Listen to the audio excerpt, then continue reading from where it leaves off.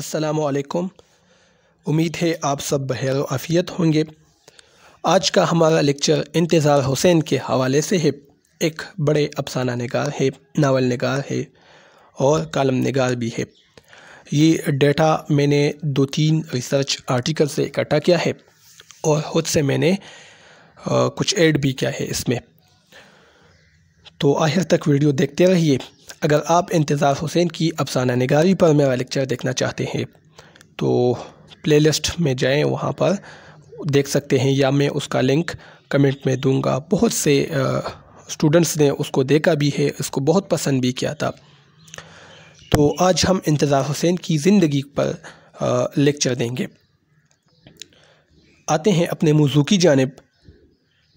चूँकि आप तवील इंतज़ार के बाद पैदा हुए थे, इसीलिए इंतज़ार हुसैन नाम रखा गया।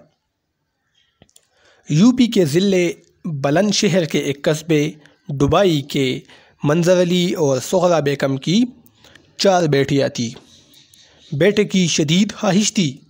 बिलाखिर इंतज़ार हुसैन दिसंबर 1925 में पैदा हुए, तो इसी वजह से इसका नाम इंतज़ार हुसैन रखा गया। इब्तिदाई तालीम घर पर ही हासिल की। वालिद इन्हें स्कूल भेजने के सख्त खिलाफ थे, चाहते थे कि किसी मदरसे से मजहबी तालीम हासिल करें, लेकिन बड़ी बहन के इसरार पर इनको स्कूल में दाखिल कराया गया। इंतज़ार हुसैन ने दुबई से प्राइमरी, हापुड़ से मैट्रिक और मेरठ कॉलेज से 1942 में ग्रेजुएशन की और इसी कॉलेज से 1946 में एमए उर्दू किया। बाज़ पंजाब यूनिवर्सिटी बताते हैं, लेकिन ज़्यादातर इस पर मुत्तफ़िक हैं। इंतज़ार हुसैन के असातिज़ा में अहम नाम मोहम्मद हसन अस्करी का है, जो कि एक बड़े नक़ाद हैं। अस्करी साहब से इनकी मुलाकात मेरठ में हुई।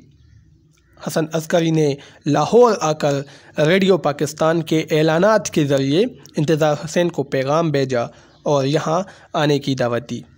हसन अस्करी साहब के तवस्सुत से वसीले से वो नासर काज़मी से भी मिले। बड़े शायर हैं, आप सब जानते हैं। तो हसन अस्करी की वजह से वो नासर काज़मी से भी मिले, जो बाद में इनके गहरे दोस्त बन गए। जब आप लाहौर आए तो कुछ अरसा महकमा खुराक में मुलाजिमत की।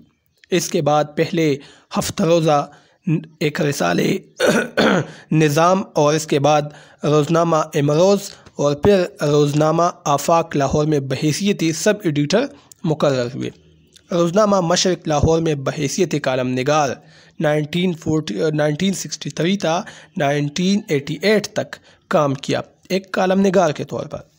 कुछ अरसा माहनामा अदब लतीफ़ की अदारत भी की। 1958 में नासर काज़मी के साथ मिलकर अदबी जरीदा ख़याल भी जारी किया, जिसके सिर्फ 3 पर्चे शाया हो सके, और इसके साथ साथ हल्के अरबाब ज़ौक़ में भी आप सरगर्म रहे। तो इससे पता चलता है कि सहाफ़त से भी ये काफ़ी वक्त तक वाबस्ता रहे। इंतज़ार हुसैन ने अपनी अदबी ज़िंदगी की इब्तिदा शायरी से की थी। नून मीम राशिद के एक शेरी मजमूए मावरा से इन्होंने गहरा असर कबूल किया और इस अंदाज़ में आज़ाद नज़में लिखने का आगाज़ किया, जिस तरह नून मीम राशिद ने नज़में लिखी थी।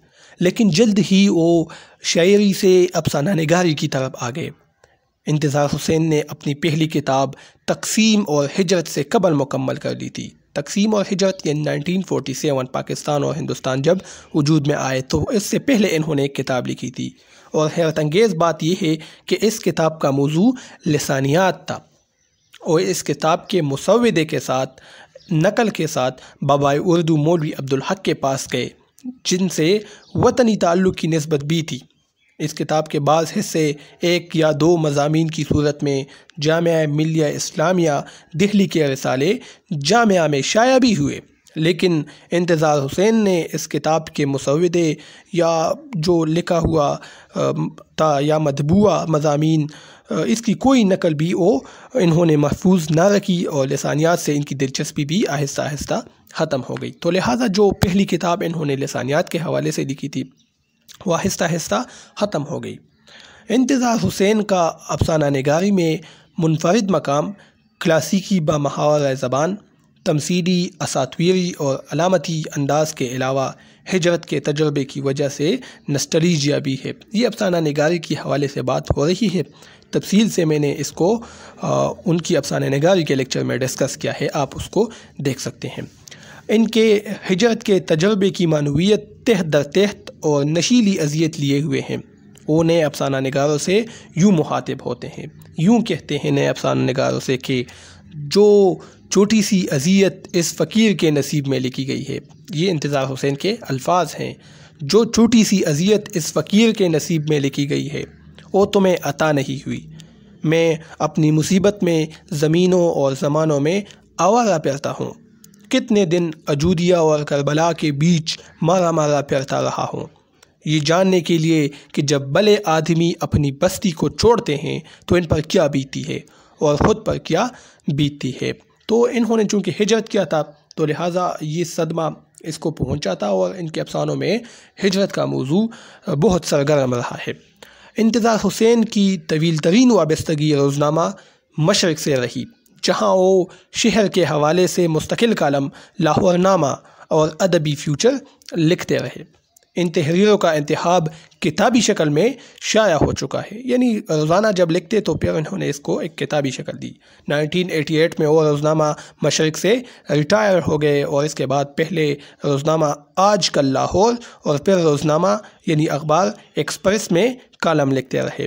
اردو کے علاوہ وہ انگریزی میں بھی کالم لکھتے رہے ہیں۔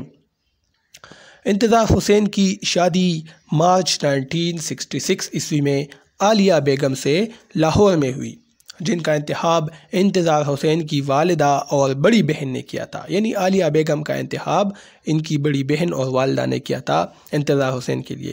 عالیہ بیگم گھریلو خاتون تھی، وہ کہتی تھی شادی سے پہلے مشرق اخبار میں ان کا کالم دیکھ کر، یعنی انتظار حسین کا کالم دیکھ کر سوچا کرتی تھی کہ یا اللہ، یہ شخص کیا کبھی گھر میں بھی ٹکتا ہے یا نہیں۔ اس وقت انہیں اندازہ نہیں تھا کہ گھر میں نہ ٹکنے والے اس آدمی کا گھر انہی کو بسانا ہے۔ انتظار حسین نے اپنے مکالموں کے مجموعے میں ذکر کیا ہے کہ ان کے تراشے یعنی ان کے لکھے ہوئے کالم ان کی بیگم نے سنبھال کر رکھے تھے۔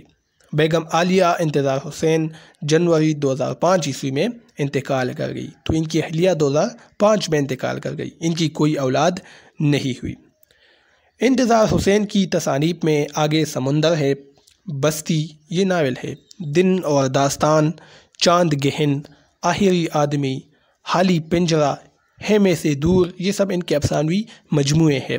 شہر افسوس، کچھوے، کنکری، گلی کوچے، سمندر، اجنبی ہے، چراہوں کا دھواں، شہرزاد کے نام، نئی پرانی کہانیاں، جنم کہانیاں، قصہ کہانیاں، سنگاسن بتیسی، قطرے میں دریا، دلی تھا جس کا نام، ہزار داستان، جل گرجے، خوابوں کے مسافر، سعید کی پراسرار زندگی، شکستہ ستون پر دھوپ، علامتوں کا زوال، اپنی دانست میں یہ تقریباً ان کی سوانح عمر ہے۔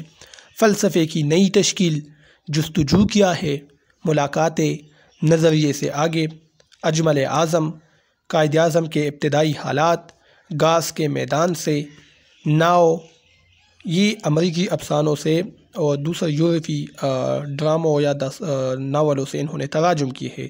تو ناؤ امریکی افسانے کا ترجمہ ہے، ہماری بستی تارنٹن وائلڈ کا ڈرامہ اس کا ترجمہ ہے، سرخ تمغہ یہ اسٹیفن کرین کا ناول اس کا ترجمہ ہے، اور نئی پوت یہ ترگنیف کا ناول اس کا ترجمہ ہے۔ تو یورپی جو مفکرین تھے، ناول نگار تھے، ان کے تراجم بھی انہوں نے کیا ہے۔ انتظار حسین نے ہندوستان، نیپال، ایران، ترکی، عرب امارات، جرمنی، ناروے، انگلستان، امریکہ اور کینیڈا کا سفر بھی کیا، اور ان میں سے بیشتر کے بارے میں اپنے تاثرات قلم بند کیے۔ انتظار حسین کو ستارہ امتیاز، کمال فن ایوارڈ، بابائے اردو مولوی عبدالحق ایوارڈ، فروغ ادب ایوارڈ کے علاوہ وہ بکر پرائز کے لیے نامزد ہونے والے اردو کے واحد ادیب تھے۔ تو اردو کے وہ واحد ادیب کون ہیں جو بکر پرائز کے لیے نامزد ہوئے؟ تو وہ انتظار حسین تھے۔ انہوں نے 2 فروری 2016 عیسوی کو لاہور میں وفات پائی۔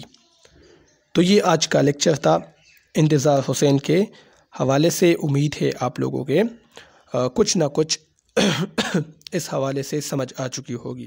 اب مجھے اجازت دیجیے، اللہ حافظ۔